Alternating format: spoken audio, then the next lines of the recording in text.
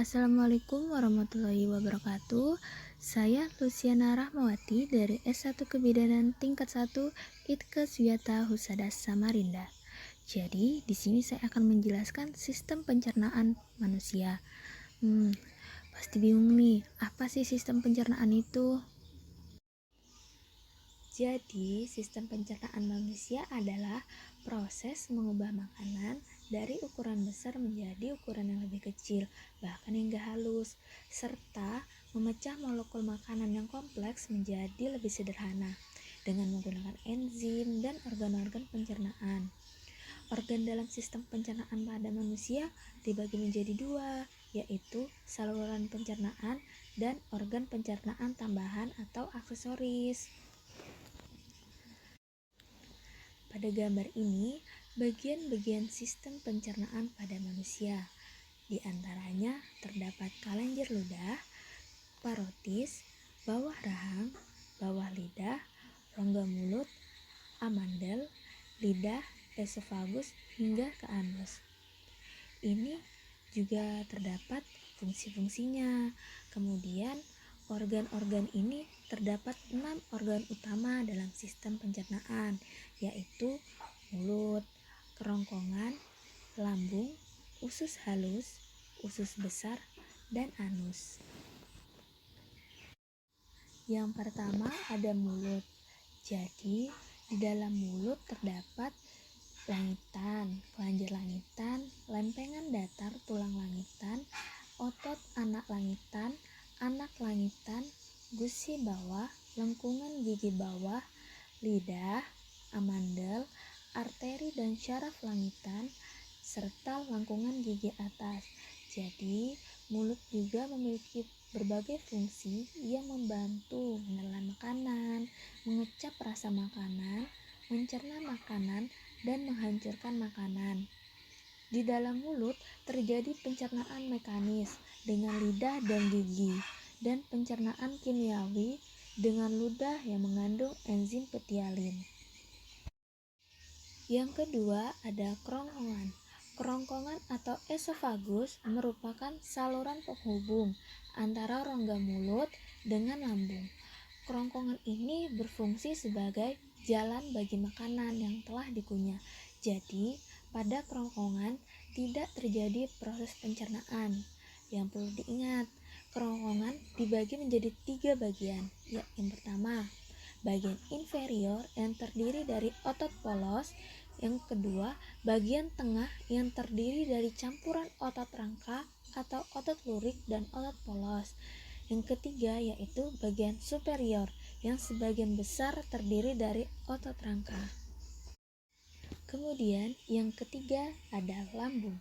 Lambung merupakan organ pencernaan yang berperan penting untuk mencerna berbagai zat-zat makanan. Letak lambung berada di bawah sekat rongga badan. Di dalam lambung terjadi pencernaan kimiawi dengan menggunakan asam lambung atau HCl, enzim lipase, enzim renin, dan enzim pepsin.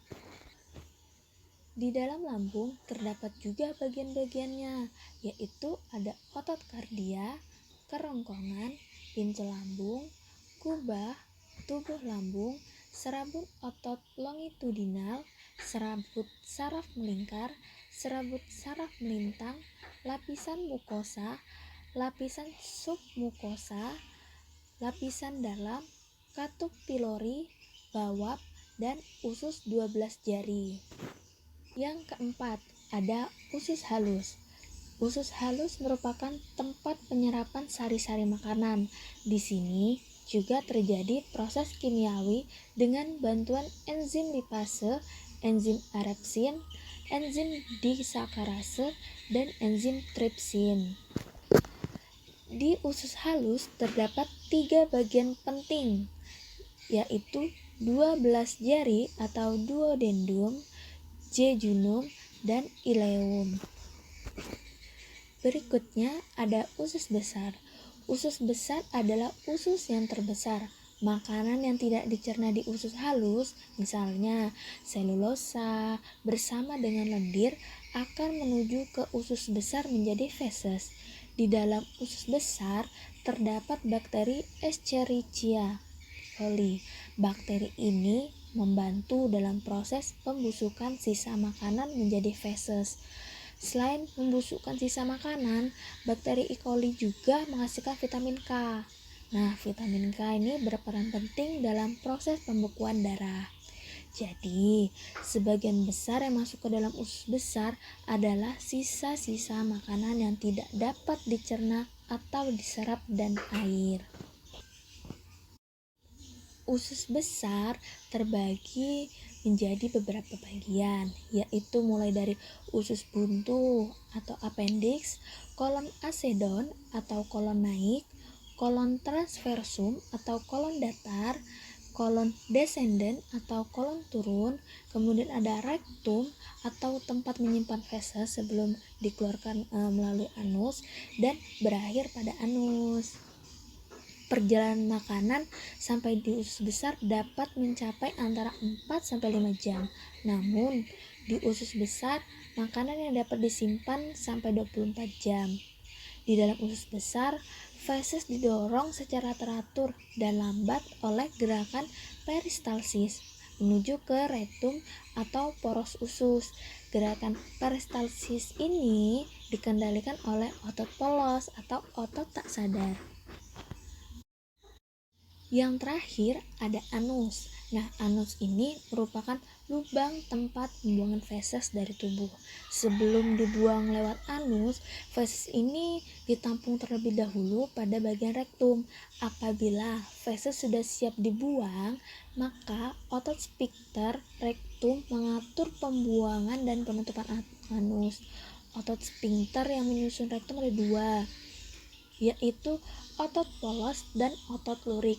Jadi, proses defekasi atau buang air besar dilakukan dengan sadar ya, yaitu dengan adanya kontraksi otot dinding perut yang diikuti dengan mengendurnya otot sphincter anus dan kontraksi kolon serta rektum. Akibatnya, feses dapat terdorong keluar anus. Untuk lebih jelasnya, bisa dilihat nih, ada rektum, kemudian anus untuk tempat pembuangannya, begitu juga ada vena dan otot sphincter.